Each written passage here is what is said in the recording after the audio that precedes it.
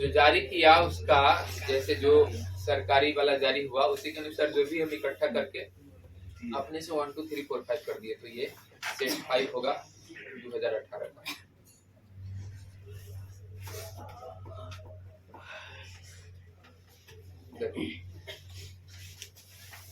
ये वाला नहीं ना हुआ है। People believe that she is innocent. अब इसमें बिलीव लिखा हुआ है, वर्ब यही ना है, तो इसी का वॉइस बनाना है तो क्या होगा, तीसरा रूप लिखेंगे।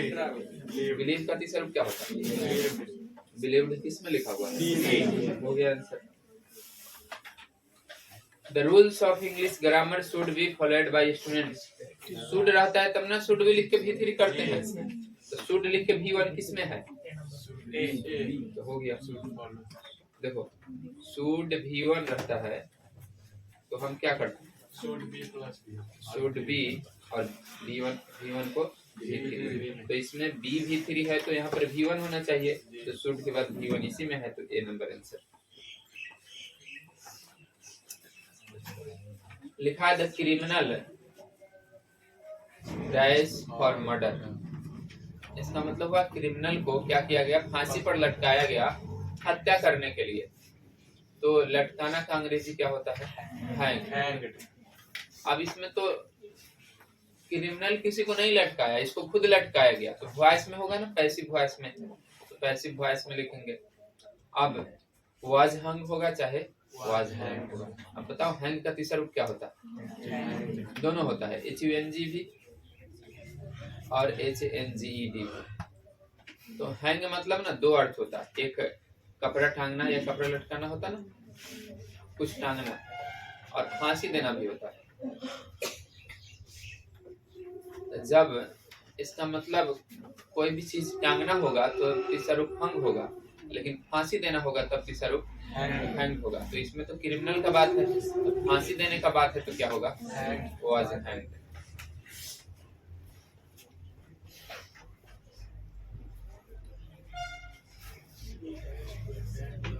लिखा इसमें C dash to attend the function, उसने फंक्शन में आने से इनकार कर दिया, ये बात है। इनकार करना का अंग्रेजी क्या होता है, रिफ्यूज। ये सब्जेक्ट है, वॉइस नहीं है, वॉइस रहता तब ना वाज रिफ्यूज्ड लिखते, सीधे उसने इनकार कर दिया तो क्या होगा, अगर आता उसे पीटा गया तब होता शी वाज बीटन ऐसा, लेकिन यहाँ पर यही काम कर रही है, यही इनकार कर रही है, इसलिए रिफ्यूज्ड। अब देखो the child saw his father he was happy, क्या होगा इसका मतलब, बच्चे ने अपने पिता को देखा, वह खुश था। खुश बाप था कि बेटवा था, तो दोनों को मिलाएंगे तो क्या होगा, वह अपने पिता को देखकर, child was happy to see his father, B number. ये तो गलती है कि बच्चा अपने पिता को देखा खुश होने के लिए, ये तो गड़बड़ है। दुखी होगा और पिताजी बैठल रहेगा, तो जाके देखेगा खुश होने के लिए, ये गड़बड़। और इसमें वाज है तो वाज वाला ही चुनेंगे, हेड वाला नहीं, और टू लगता है हैप्पी टू सी, तो ये भी गलती। वी पे आवर टैक्सेस ऑन टाइम, लिखा है कि हमें अपना टैक्स समय पर भुगतान करना चाहिए, समय पर टैक्स देना चाहिए, तब ना रोड ये सब बनता रहेगा, ये बात का। तो इसमें क्या लगेगा, जरूर टैक्स देना चाहिए तब देश का विकास होगा, तो ये हुआ।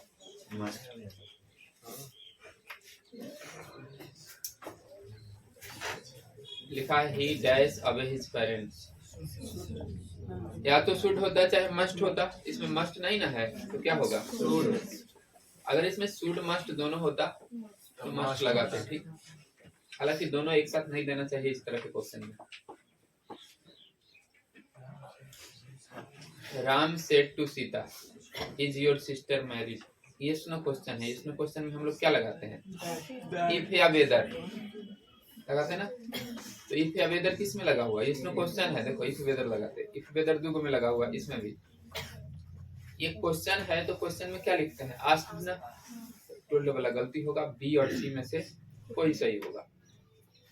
अब इसमें इज है, इज किस में बदलता, वाज में, तो वाज किस में है, ये वाला बी नंबर है, उसको बनाना नहीं होता, इसी तरह जो बात है उसको सिलेक्ट करते हैं। 9 नंबर देखो, लिखा है she exclaimed with joy that the sunset was exciting. तो इसमें सी सेड हो जाएगा, एक्सक्लेम्ड विथ जॉय कब बोलते हैं? जब आश्चर्य से कोई बात बोलता है तब ना, हाउ ब्यूटीफुल ये सब ऐसे बोलते हैं ना, तो ये दोनों तो गलती होगा, हाउ वाला सही होगा। और इसमें वाज लिखा हुआ है तो क्वेश्चन में क्या रहा होगा? इज, इसलिए क्या होगा?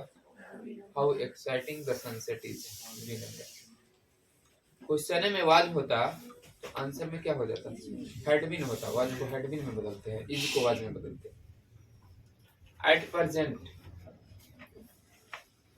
प्रेजेंट रहे तो किसमें कॉन्टेंस लगाते हैं?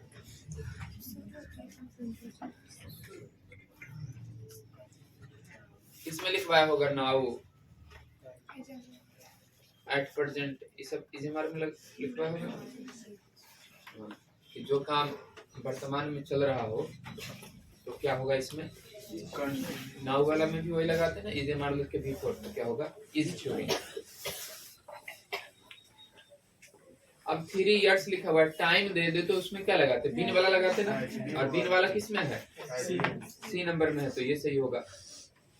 टाइम रहता है तो इज वर्किंग नहीं लिखते, वर्क्स भी नहीं। वाज वर्क भी तो वॉइस हो गया कि मोहन को काम किया गया, ये भी गड़बड़।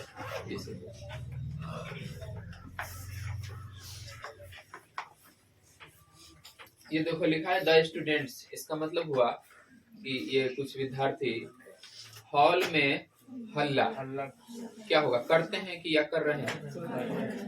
ये तो थोड़े बोलेंगे कि ये विद्यार्थी हॉल में हल्ला करते हैं, रोज के रोज करता होगा, ऐसा नहीं होगा। उस समय कर रहा होगा, इसलिए क्या होगा? आर में। उस समय, जिस समय बोला जाए यदि कोई काम हो रहा है तो इसे हमारे लिख के भी खोल देते हैं। लिखा the police man were there when the, अच्छा ये कौन टेंस है? पास्ट है ना, तो इधर भी पास्ट होगा। लिखा है कि पुलिस वहां थी जब दंगा हुआ। दंगा ये होता ना, राइट मतलब दंगा, तो ये ब्रेक का पास्ट फॉर्म क्या होगा? ब्रोक। पास्ट मतलब ही टू, तो ब्रोक होगा। The teacher is angry students, angry के साथ कौन प्रीपोजिशन लगता है? नहीं, विथ। एंग्री विथ, जैसे किसी से कोई गुस्सा हो तो एंग्री विथ लगाते हैं, एंग्री के साथ विथ लगाना।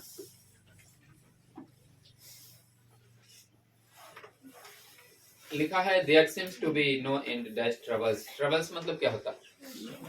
परेशानी। लिखा है इसमें कि परेशानियों का कोई अंत नहीं दिखता है। क्या होना चाहिए? परेशानियों का अंत, नो एंड ऑफ ट्रबल्स, मतलब बहुत सारे परेशानी है, परेशानी का कोई अंत नहीं है। तो लिखा Bangalore is the south of India. क्या होगा इसका मतलब? कि बेंगलोर भारत के दक्षिण में है, में है तो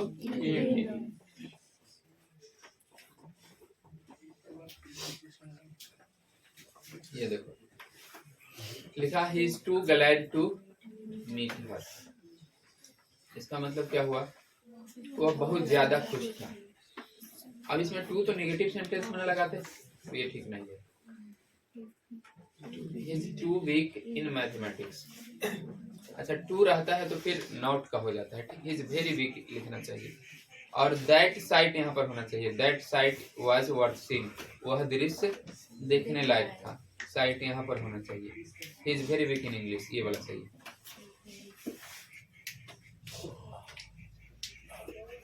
इसमें भी सही सेंटेंस चुनना है।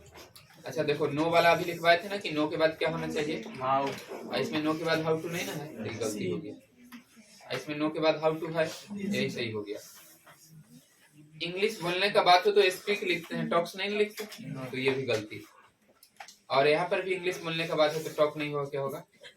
नो के बाद हाउ टू रहता है, तो सही, ये सही है। Smoking is a bad, smoking क्या है? बैड हैबिट लिखते हैं ना, बुरी आदत है, तो हैबिट होगा। ये तो प्रथा नहीं है, कस्टम, रीति रिवाज नहीं है।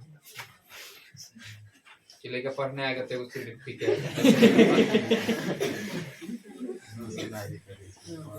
लिखा द स्टूडेंट्स डैश प्लेइंग, विद्यार्थियों ने खेलना क्या कर दिया? बंद कर दिया, रोक दिया। तो क्या लिखते हैं इसमें? स्टॉप्ड। जैसे हम लिखेंगे ही स्टॉप्ड लाफिंग, इसका मतलब उसने हंसना बंद किया। यहाँ खेलना बंद करने का बात है तो क्या होगा? स्टॉप। ऐसा तो नहीं ना होगा स्टॉपिंग प्लेइंग, ऐसा नहीं बोलते दो आईएनजी, ये गलती है। अबैंडन्ड मतलब होता है त्याग देना, छोड़ देना। तो ये खेलना उस समय बंद किया था, हमेशा के लिए कोई नहीं करता, इसलिए ये वाला सही होगा। यह अक्सर कहा जाता है कि कोलंबस ने अमेरिका का क्या किया? खोज किया, उसका ब्याह करा दिया इससे, तो ये हो गया खोज किया। इन्वेंट मतलब तो नया सामान बनाना होता ना, तो अमेरिका तो पहले से था, उसके बारे में पता लगाया, तो डिस्कवर्ड होगा।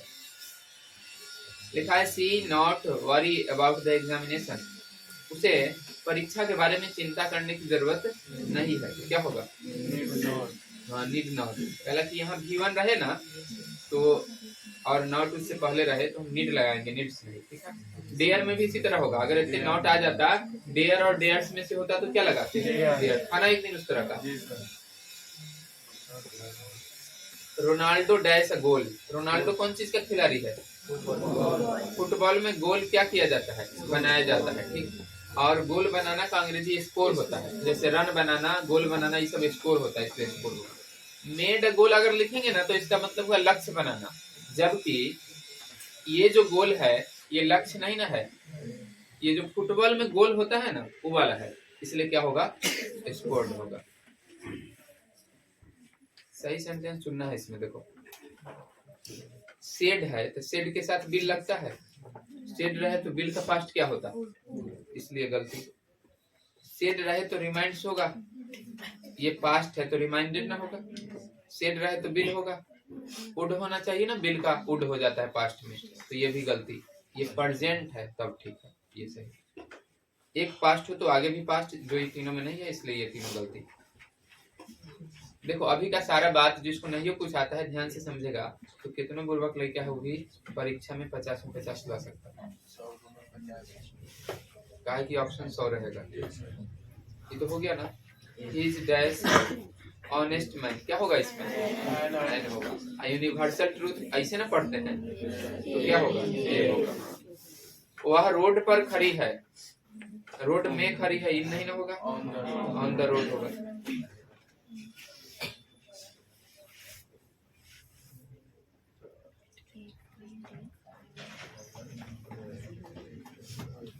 Dash fine day I went for a walk, इसका मतलब हुआ अच्छा दिन होने के कारण मैं कहाँ गया? टहलने गया। तो इधर जो आदमी है वही अच्छा है कि नहीं ना, दूसरा है, तो इधर तो आई हो गया, इधर भी सब्जेक्ट देना होगा ना। दिन का बात होता है तो हम सब्जेक्ट क्या लिखते हैं? जैसे सोमवार है, इसका अंग्रेजी क्या होता है? मंडे इज नहीं, it is Monday.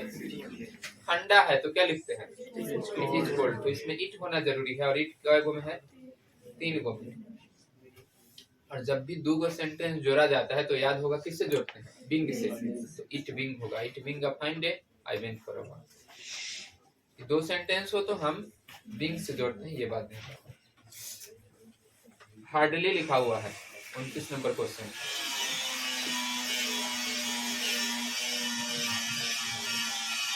Hardly dash reach the station, मुश्किल से मैं स्टेशन पहुंचा कि बारिश शुरू हो गई, बारिश होने लगी। इधर पास्ट है तो इधर भी क्या होगा? पास्ट होगा। ये भी गलती, ये भी गलती, इन दोनों में से कोई सही होगा।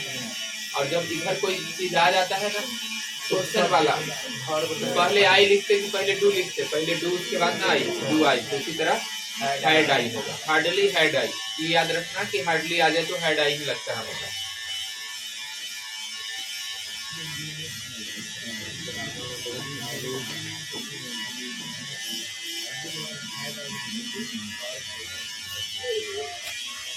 लिखा है her dash is very sound, sound मतलब होता है अच्छा या ठोस, उसका जो अंग्रेजी का ज्ञान है वो बहुत अच्छा है, बहुत मजबूत है, तो क्या होगा? हाँ, ये इंग्लिश तो गलती है ना, इंग्लिश कभी छोटा से नहीं लिखते हैं। इंग्लिश के बारे में नॉलेज तो ये हो जाएगा, ठीक नहीं, अंग्रेजों के बारे में हो जाएगा, तो क्या लिखेंगे? नॉलेज ऑफ इंग्लिश, अंग्रेजी का ज्ञान। प्रिवेंटेड के बाद हमेशा क्या लगता है? फ्रॉम। प्रिवेंटेड फ्रॉम याद रखना, प्रिवेंट यदि वर्ब आ जाए तो उसके बाद फ्रॉम लगा। फ्रॉम कहाँ है? ये वाला। अभी तो 1 ही साल का पढ़ रहा है, बहुत सालों का पढ़ने के बाद जब अंतिम साल का पढ़ेगा तो तुमको लगेगा कि पूरा आता है, ठीक। ध्यान से पढ़ेगा कभी।